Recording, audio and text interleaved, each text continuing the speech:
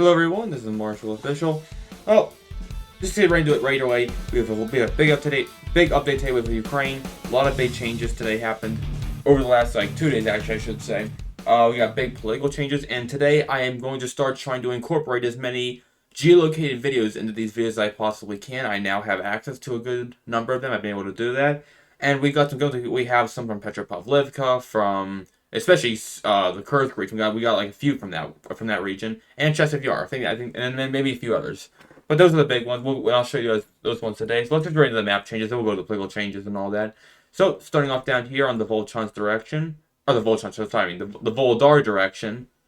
Yeah, we're right here. We can see Russian forces have expanded their control north of Voldyane. They're advancing through the fields and along the tree lines and this set of road. Yeah, that road right there.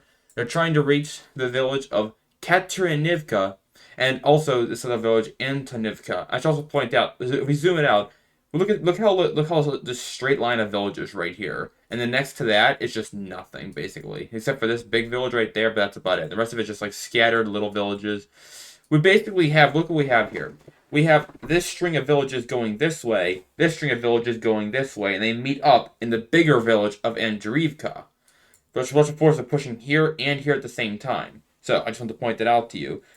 No changes on the Velika Novosilka front, but the Russian forces are advancing towards this village now. They're trying to storm from both the west and from the east, I should say, and from the south. Let's move on to the next one. We have a small Russian advance here in Maximilianivka. They captured just another 2 city blocks. Not a big deal, but they did also manage to clear this. This road here is technically part of Ryhorivka, which Ryhorivka technically fell a long time ago. But one little street here was still under Ukrainian control. It has now fallen completely. So now it is officially true that this village of Ryhorivka, you couldn't even say it's a city, but I would say village. It's just a big village. Is now completely under Russian control. No changes in the Hustry front, but it is clear that the Russian forces intend on reaching the Volchar River right here, and also, I'll get this in a second, but right here, we have no changes from the Ukrainsky front, but it's clear that the Russian forces will once they take the Herakon. The reason why Ukrainsky is so important because the whole thing is literally just high-rise buildings, and it fell that easily. That obviously shows an improvement in Russian skill and fighting capabilities, but at the same time, look at this big conglomerate of large villages. I would even say cities like Hirnik and Karakivka, especially this one, Karakivka. It's clear that this is a massive area that should be able to hold on for a very long time. But with the fall of Ukrainsky, it's an excellent point for them to springboard their way through these smaller villages. And it's a railway right here. We know Russian forces love to go along those. So there actually is a railway right there. They'll push their way through these smaller villages and reach Volga River from this direction, encircling these much larger cities. That would be way harder to capture. There's even a Terracon right here.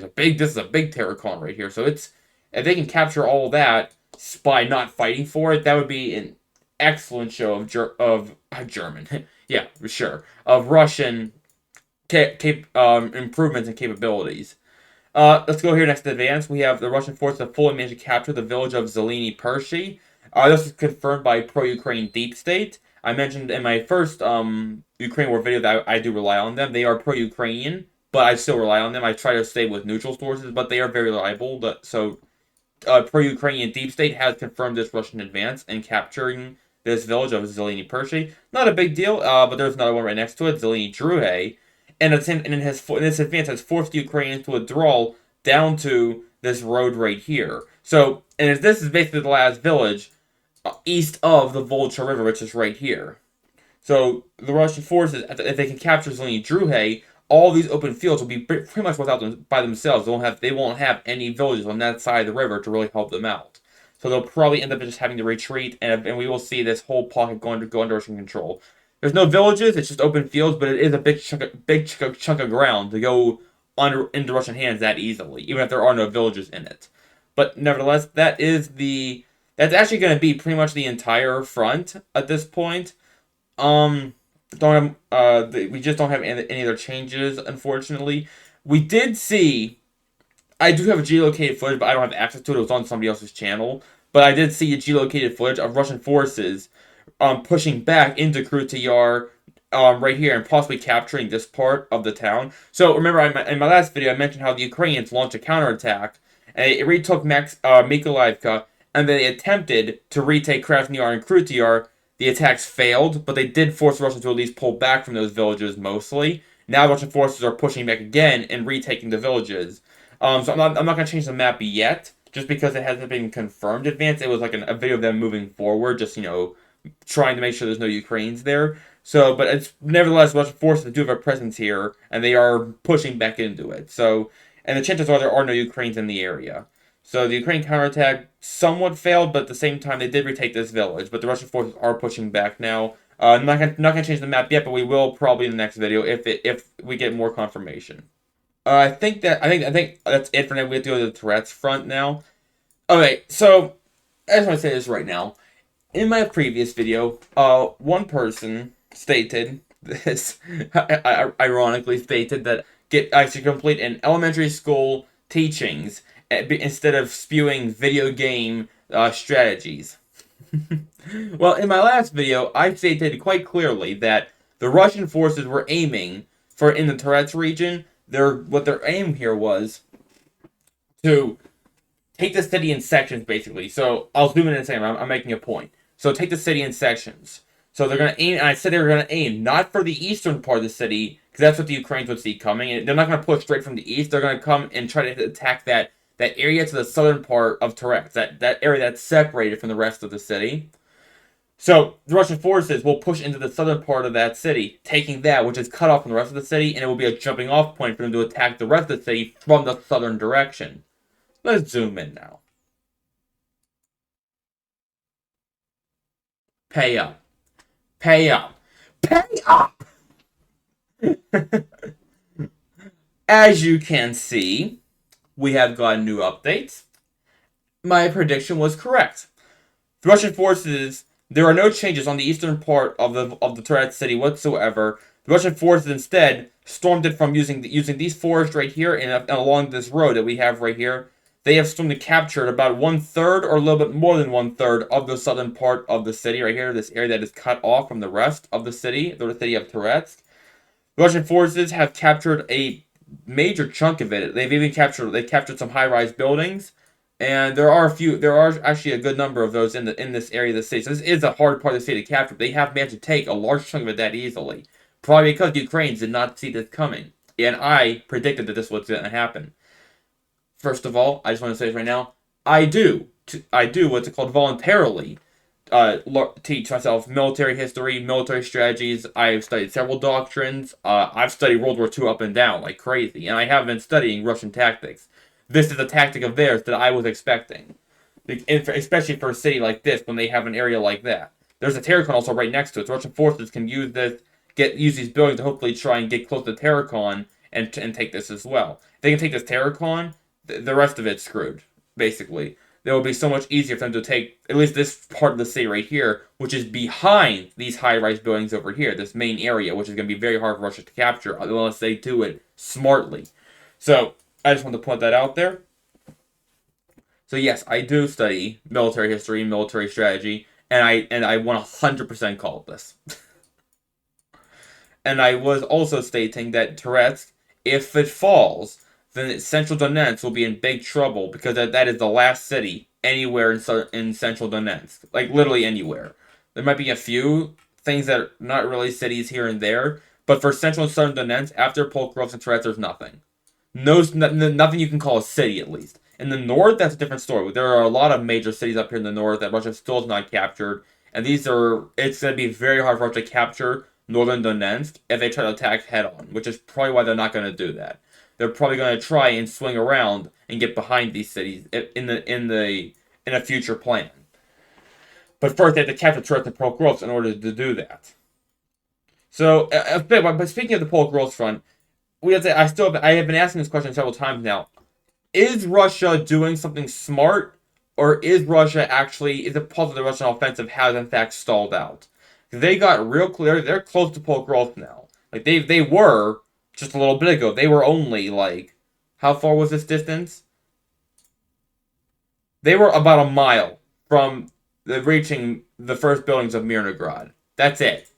That is actually that's wait that's 1/4 of what they advanced down here in one day.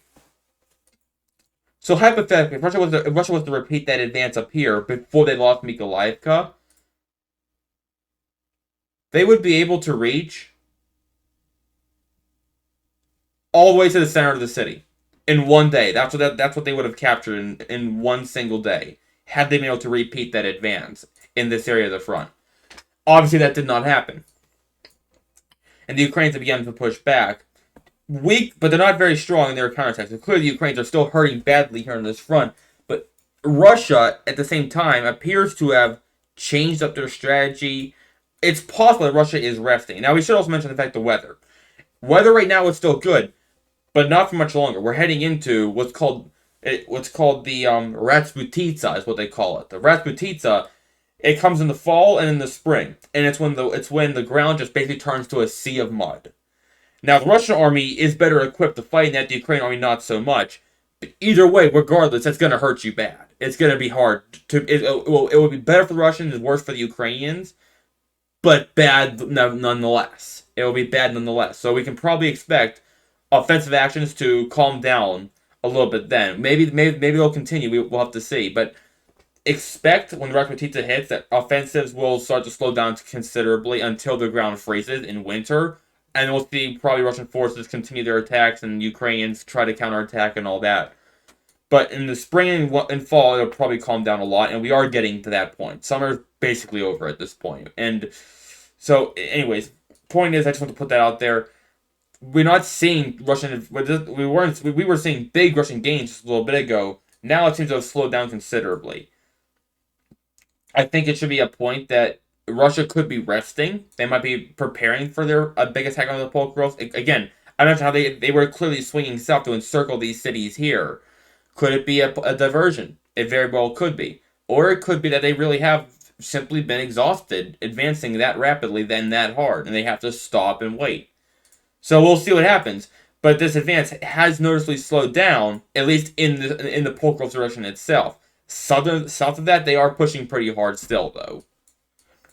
Toretsk went over that. Let's go to Chasiv Yar. So I mentioned in my last video, again, I mentioned how my prediction was the Russian forces had switched up their strategy away from Chasiv Yar, and they were now trying to surround the city. Well, we have, and I'm going to show it to you. We have we have one geolocation. No, we have two, just not from the ground. One of them is from the, one of them is something else.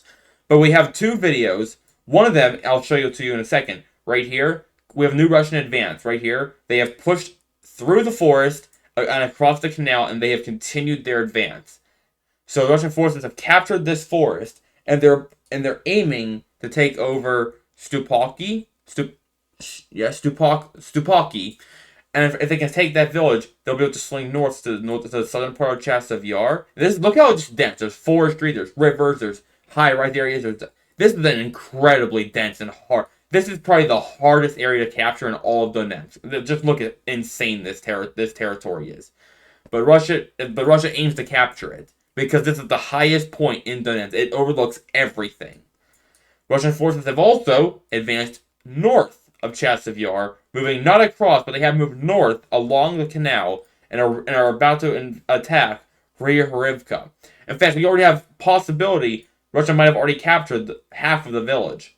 I heard there was a geolocation that the Ukrainians destroyed a Russian vehicle with an FPV drone, but it was like way up here somewhere. So Russian forces may have already broken through and captured the town. We don't know yet, but they have captured this forest area right here. So let's go to that geolocation now. That I wanted to show you guys. All right, here goes. So this is the drone footage of the village, or sorry, of the forest near Chasiv Yar. I'm gonna have to cut that out. That was something I don't think definitely not. I don't think you can show that on YouTube. I think that was a body, but I wasn't. I honestly God couldn't tell. Here's the part that matters though. Yeah, right here. Here's the flags. So the Russian soldier steps out and he holds the flag for the drone to see, and he retreats back into the forest. So you can see how dense this area is and how hard it would be to fight here. But there's the Russian forces proving that they have the flag in the area. There's a dirt road. And I think I can point that right out to you right now. Yeah, right here. So So that Russian soldier was probably standing somewhere around here or somewhere around here. Here is this road that he was standing next to. So, or it also could have been somewhere up here along one of these. You can even see it, like, look at all these, like, tracks and all that. So it could have been somewhere up here or somewhere over here. Either way, we do have jet geolocation that Russian forces have crossed the canal and they are pushing forward. I don't know, and they are trying to advance to the southern part of Chasiv, while at the same time there is a clear effort to push north, capture here Rivka, and then they will probably then push west to swing around this very rough terrain, whatever this is. Probably they'll either try to capture that or swing around to the west, capturing my ski and push south from there. The northern direction looks a lot easier to advance through, in my opinion, just because it looks a lot more open compared to the south. But Russia knows how to fight in forest. They've proven themselves very good at fighting in the forestry. So we'll see what happens. We'll do one more geolocation in Chastav itself. It's not an advancement, but we do have a footage of how the Russians are heavily bombing the city, and they're trying to destroy like the factory area. So let's check it out right now. So this is the video right here. So this is in Chastav. There you see the Russian forces are heavily bombing it.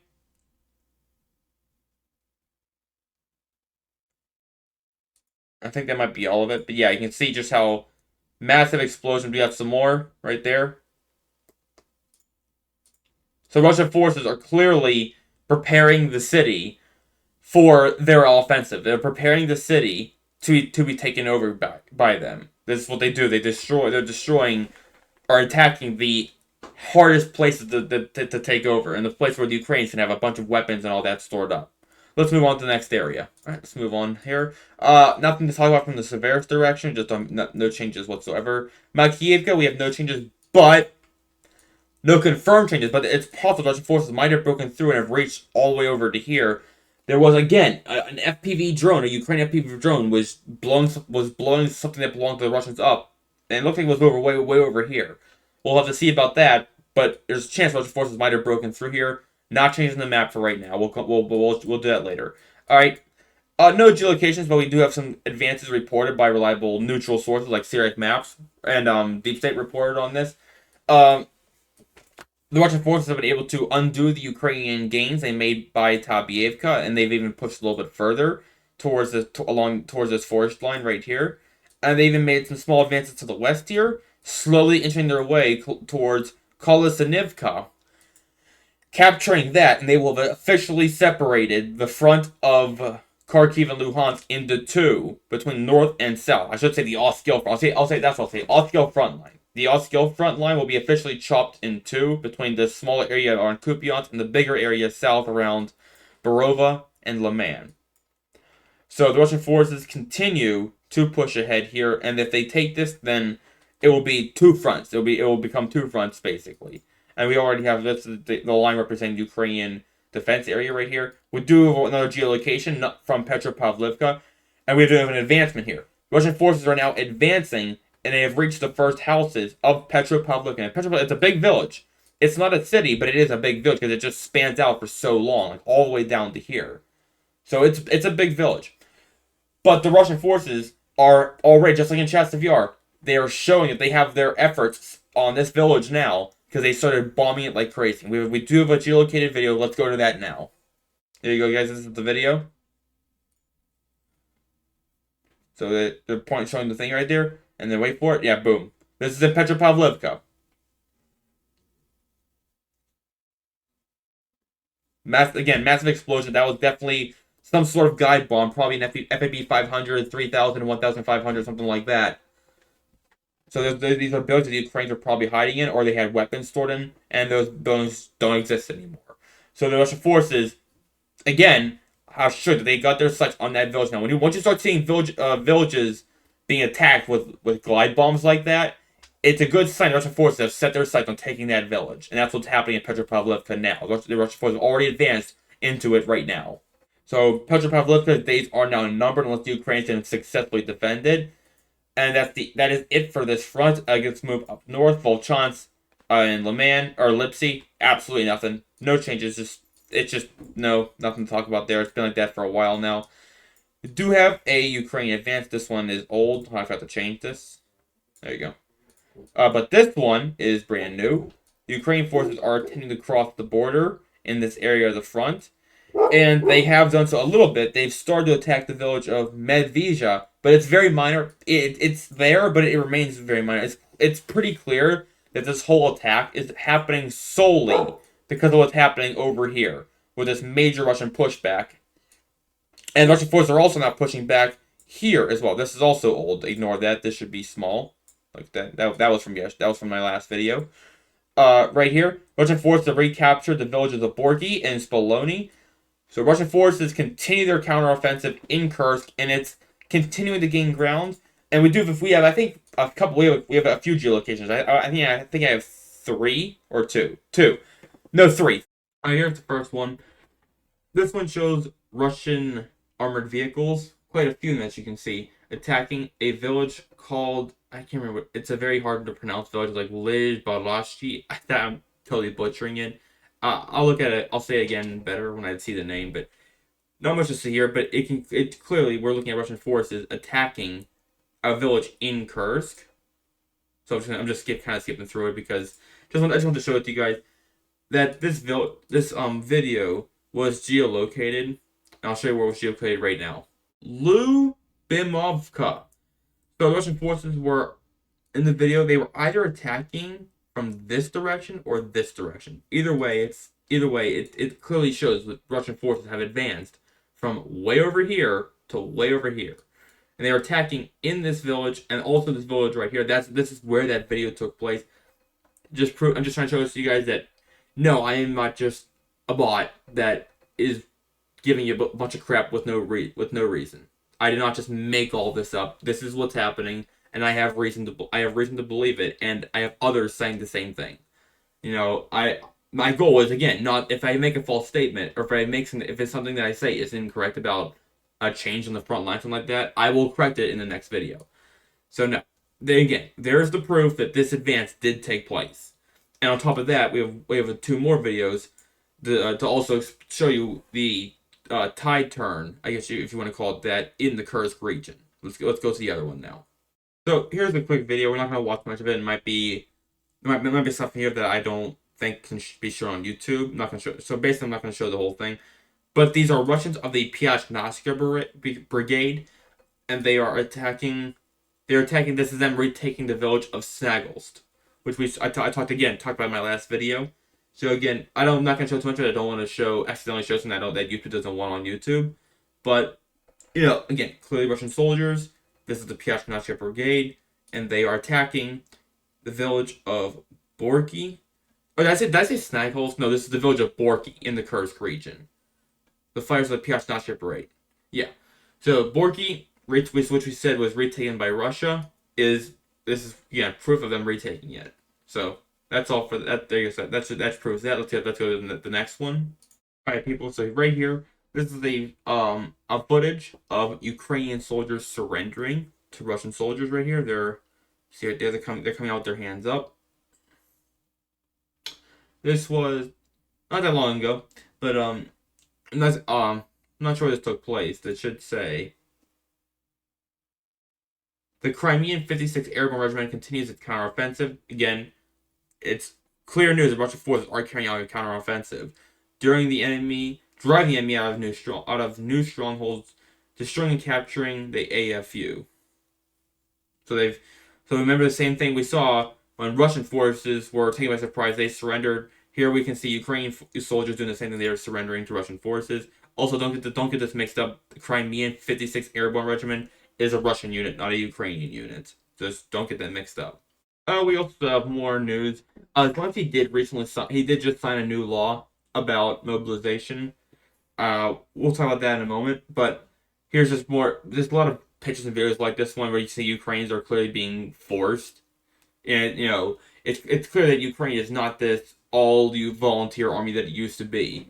It was before. Now it simply is not. It's clear now that the Russian forces, the Ukrainians are having to recruit men like this, like literally just drag them in the street and take them off to the military. So Ukraine has to. Like, I don't blame them for needing men to fight, but like obviously you can see why this would be a bad look. They have to do this if they want men to fight. Is what's bad about this for Ukraine. This date is that they have to do this. But anyways, that's all for that. Let's go to the political updates now. Okay, the Minister of Foreign Affairs of Italy said that in the near future, Italy will already send the second SAMP-T air defensive to Ukraine. More air defense for Ukraine. You know, Ukraine definitely needs some more of those. Oh yeah, there was the Polish city of Kolodsko was flooded like really badly. Like, so you can look that up. I'm not sure what that is. Kolodsko. It's somewhere in Ukraine or in Poland, but it was flooded. The water is now receded, and a lot of damage was left behind. Oh yeah. Well, Zelensky said he's happy that Trump is safe and unharmed. If you somehow have not heard the news, I believe it was in Florida. Donald Trump was almost assassinated for now the second time in 2 months. Second time in 2 months he was almost assassinated, and it's obviously this is major. That this has happened twice in 2 months. And Donald Trump got a massive boost in popularity last time he was almost assassinated. It just happened again. It's probably going to boost him again in the election overall. And this election is so much closer than 2016 or 2020. You know, it was kind of Trump really has a good chance of winning this election.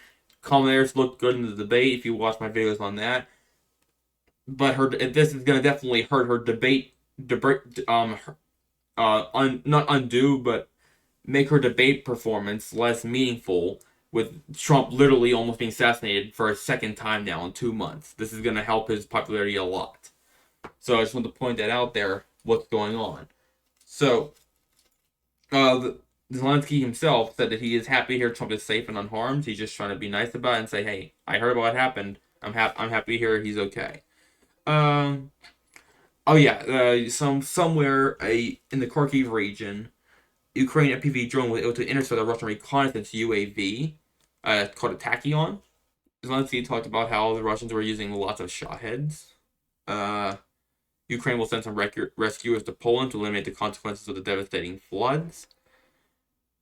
Iran's president will attend the next BRICS summit. That's big news. Iran and Russia are set to sign a bilateral comprehensive cooperation agreement.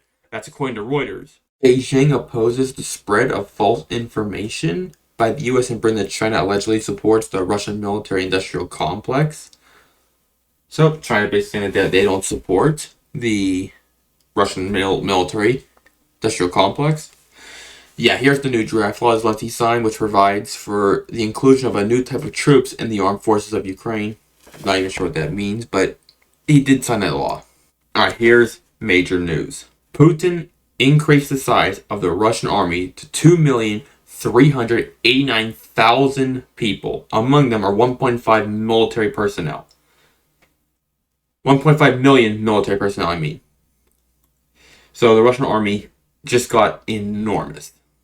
So, and we'll see what he's going to do with those 2 million soldiers. 2.4 million soldiers. So, that's enormous. Long story short, that's enormous. Well, as I say the best for last, obviously. That's your update. That's going to be everything for today, guys. Subscribe, the notification, leave a comment. Love all you guys. Thank you for stopping by. I'll see you guys next time. Bye.